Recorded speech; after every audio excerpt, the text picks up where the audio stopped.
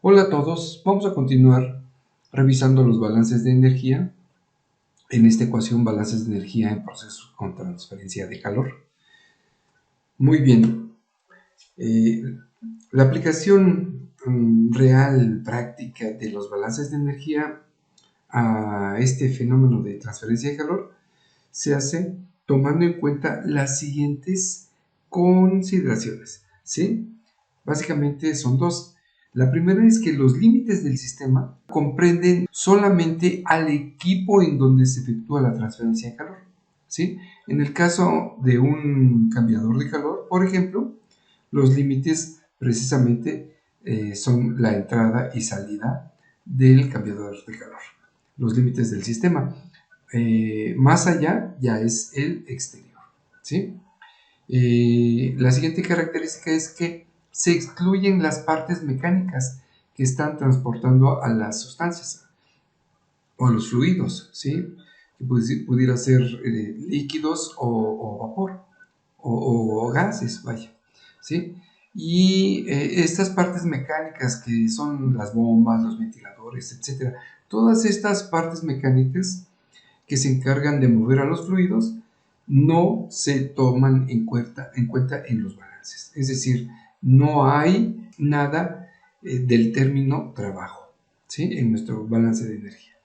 Muy bien, en este esquema representamos a un cambiador de calor, en donde, como verán, hay entradas y salidas, ¿sí? ¿Qué es lo que entra y qué es lo que sale? Bueno, son dos fluidos, pudiera ser estos dos, agua y vapor, ¿sí? En donde quizás el agua necesita calentarse y el vapor se utiliza precisamente para elevar esa temperatura. Pudiera ser el vapor la masa 1, la masa A1 que entra, cede su calor y sale como condensado en masa A2. La masa B1 pudiera ser el agua que entra al cambiador, absorbe el calor del vapor y sale como agua a una temperatura mayor, ¿sí? Pudiéndose desprender cierta cantidad de calor del cambiador de calor del equipo, ¿sí? Muy bien, entonces este es un cambiador de calor. ¿Y cómo se define un cambiador de calor? Bueno, aquí está la definición. Es un equipo industrial que se usa para realizar la transferencia de calor entre dos fluidos. Estos equipos tienen la característica de que en un espacio relativamente pequeño se tiene una gran superficie de transmisión de calor, ¿sí? Que pueden ser pues de diversos tipos, de tubos concéntricos, de un solo tubo concéntrico, de varios tubos concéntricos, etc. El caso es que se transfiere calor de un fluido a otro.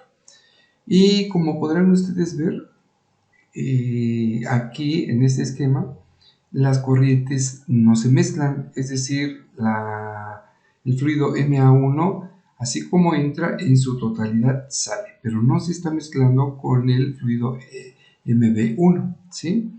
Entonces, estos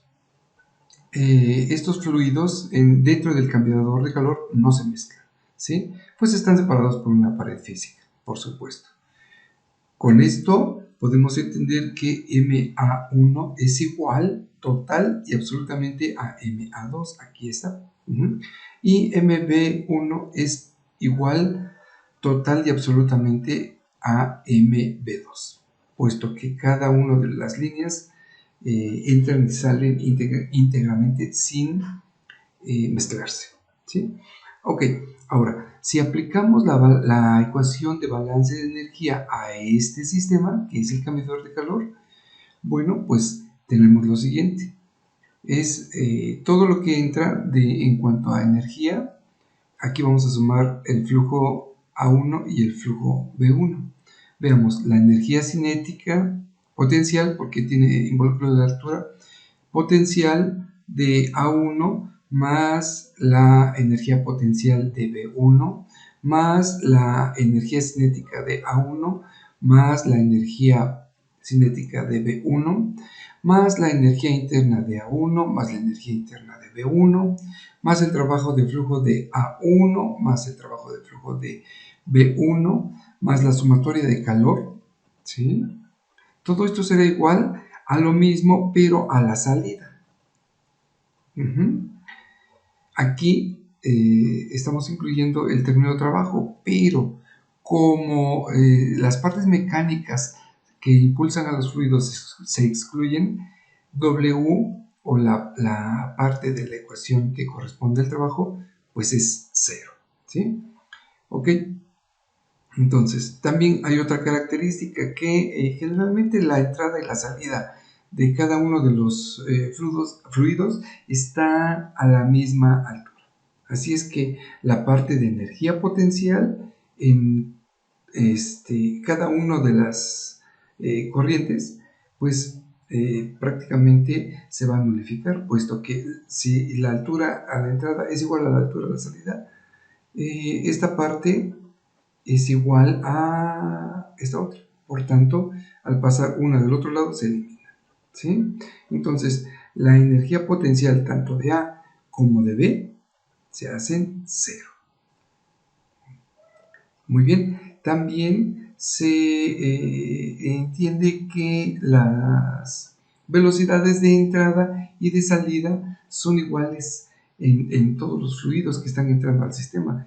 Entonces, la energía cinética a la entrada y a la salida prácticamente va a ser la misma. Por tanto, se elimina también esta parte, la energía cinética de A la entrada más la energía cinética de B a la entrada son iguales a las propias a la salida, por tanto se van a eliminar. Muy bien, ¿qué más? Que ya vimos que W es 0 porque las partes mecánicas no se incluyen en el sistema, ¿sí? En el balance. Entonces, ¿qué nos queda? Nos queda solamente la parte de la energía interna de cada uno de los fluidos, ¿sí? Aquí la tenemos, la de A y la energía interna de B. Y el trabajo de flujo de cada uno de los fluidos, aquí los tenemos, el de A y el de B, y el calor, obviamente, porque este balance, pues, involucra al calor. Por tanto, debe de estar forzosamente presente. Muy bien, entonces todo esto a la entrada es igual a lo propio o lo mismo, pero a la salida, es decir, la energía interna de cada uno de los fluidos a la salida y la energía interna de cada uno de los, la energía, el trabajo de flujo de cada uno de los fluidos a la salida. Por tanto, queda de este modo, ¿sí? Ahora, si intercambiamos el término de energía interna más el trabajo de flujo, que es la entalpía, lo intercambiamos, bueno, pues esta parte más esta hacen la entalpía de A, ¿sí? Y que está multiplicando AMA1. Es la entalpía de A1. Y esta otra suma, ¿qué será? U más PB por MB1, que será pues la entalpía de la corriente B1, aquí está. Y esto está siendo multiplicado por el flujo másico o la masa. Muy bien, nuestra ecuación se simplificó muchísimo. Es la suma de las entalpías a la entrada más el calor igual a la suma de las entalpías a la salida, nada más, porque es lo único que quedó a la salida.